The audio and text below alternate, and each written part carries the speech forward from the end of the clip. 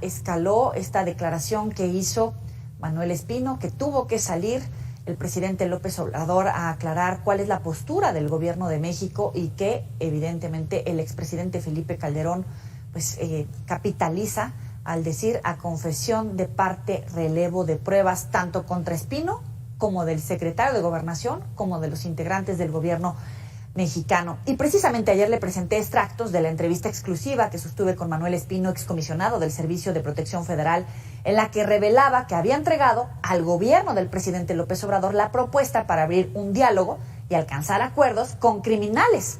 En ese contexto le pregunté cuál era la diferencia entre negociar y pactar con grupos criminales y las diferencias de pacificar a Colombia a través de un acuerdo de paz que alcanzó el gobierno colombiano con guerrilleros, por ejemplo, de las FARC, a pacificar a México a través de acuerdo con criminales.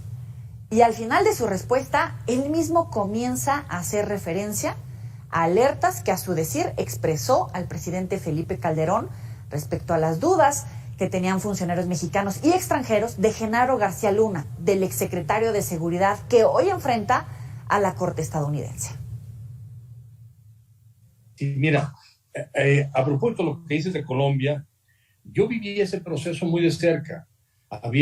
Tenía yo un cargo en una organización internacional de partidos políticos y teníamos el acuerdo de contribuir a la pacificación en América Latina. Le hice una propuesta al presidente Calderón que la rechazó, la llevé a Colombia, fue bien aceptada.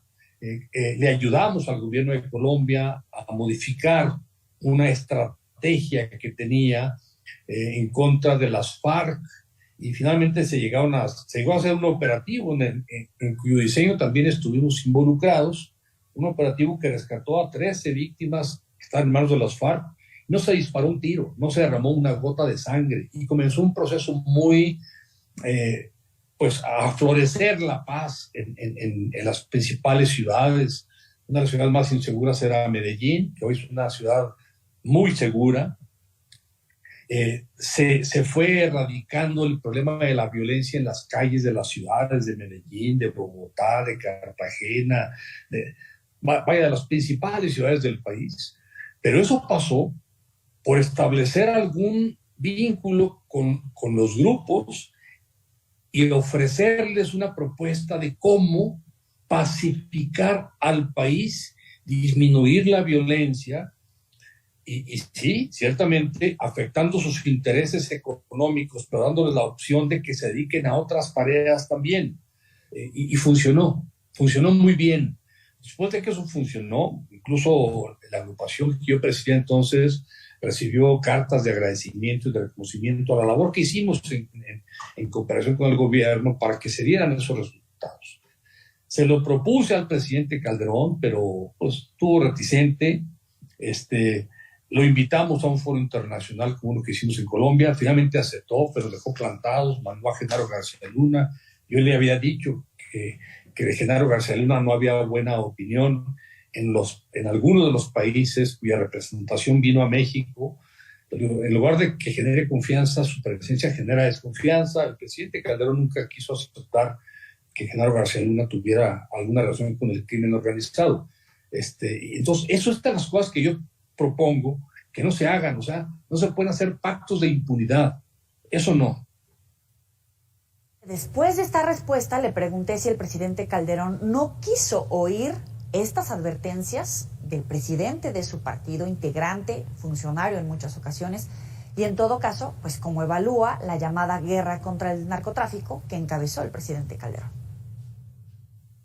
Bueno, pues hubo oídos sordos, hubo sordera presidencial a diversas propuestas. Yo en alguna, pues no discusión, pero platicando el tema con él se resistía, incluso llegó a decirme que lo que yo pretendía era que no se combatiera el crimen organizado, no, de ninguna manera. O sea, pero hay formas de combatir el crimen organizado, hay formas, y la que él estaba implementando evidentemente era fallida. O sea, él implementó una estrategia que lo único que generó fue muerte. O sea, fue una estrategia homicida, no fue una estrategia exitosa. Sí le llegamos, yo creo que muchos, a advertir que si esa estrategia no se modificaba, pues nos iba a dejar como herencia a los mexicanos una dinámica de violencia, de inseguridad que podríamos tardar muchos años en resolverla. Y lo estamos viendo. O sea, yo creo que la estrategia está bien orientada, evitar la confrontación violenta, pero eso va a llevar ciertamente años. Ya lo escuchó usted, Manuel Espino considera que la estrategia de seguridad de Felipe Calderón fue una estrategia fallida, homicida. Entonces, ¿qué evaluación hace de poner a militares en labores de seguridad pública desde años atrás y ahora la reforma para que la Guardia Nacional quede bajo el mando de la Sedena, a lo que muchos consideran militarización? Yo estoy de acuerdo que hay un proceso transitorio en el que las Fuerzas Armadas le ayuden a México a procurar la seguridad de los ciudadanos, de las familias mexicanas, porque desde gobiernos anteriores se vinieron cometiendo sucesivamente errores que fueron debilitando a las policías civiles, municipales y estatales. Es caso de excepción las policías que tenemos en México en las que se puedan confiar. Se descuidaron cuando el gobierno de México decidió sacar a los militares a las calles y ponerlos a hacer tareas de seguridad pública, violando la ley. O sea, ahí comenzó un error muy grave.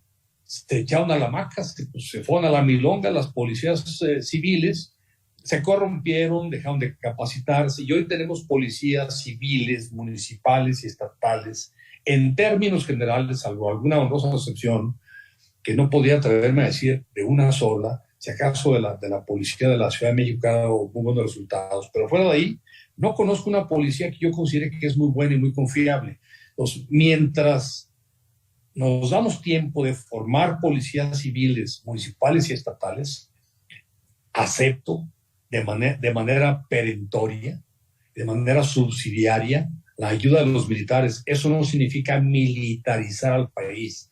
La militarización es darle poder, concederle poder político a los militares. Y el poder político en México lo tienen civiles. Los alcaldes son civiles, los gobernadores son civiles, el presidente de México es civil. Y las autoridades militares están subordinadas a las autoridades civiles. Entonces no estamos en un proceso de militarización. Bueno, usted sabe que en México primero se llevó a cabo la reforma, el debate a la reforma en materia de seguridad con la implementación para que la Guardia Nacional dependiera de la Sedena, y ahora viene lo que se conoce como la madre de todas las batallas. Y le preguntamos, como expresidente del Partido Acción Nacional, ¿cómo evalúa la propuesta de reforma electoral que propone el presidente, tomando en cuenta que PAN, PRD, Movimiento Ciudadano y algunos priistas han advertido que quiere desaparecer al INE?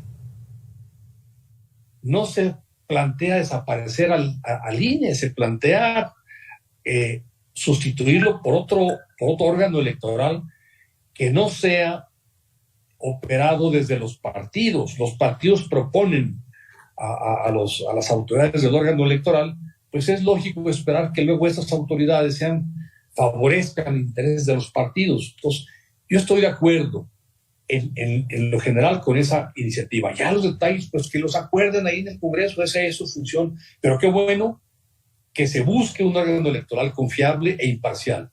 Qué bueno que tengamos no 500 diputados, 300 está bien, así fueran 400, pero 500 es muchísimo, y lo único que se logra es que lleguen muchas veces diputados que no saben ni a qué llegan, pero llegan en cantidad.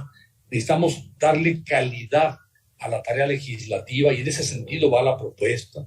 Qué bueno que se disminuya la cantidad de senadores y qué bueno, por favor, que se disminuya el financiamiento público.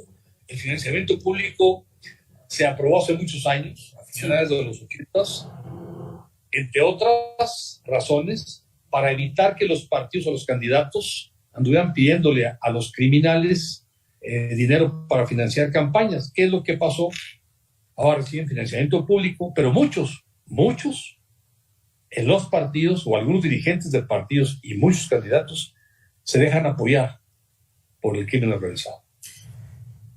No se pierda la entrevista completa en Conversando. Y vámonos con información en desarrollo. El enviado especial de Estados Unidos para el clima, John Kerry, se reúne con el presidente Andrés Manuel López Obrador para hablar sobre energías renovables, y lo hace en medio de una disputa comercial sobre las políticas energéticas de México. Esta reunión se lleva a cabo en Hermosillo, Sonora, y van a hablar sobre la promoción de autos de energía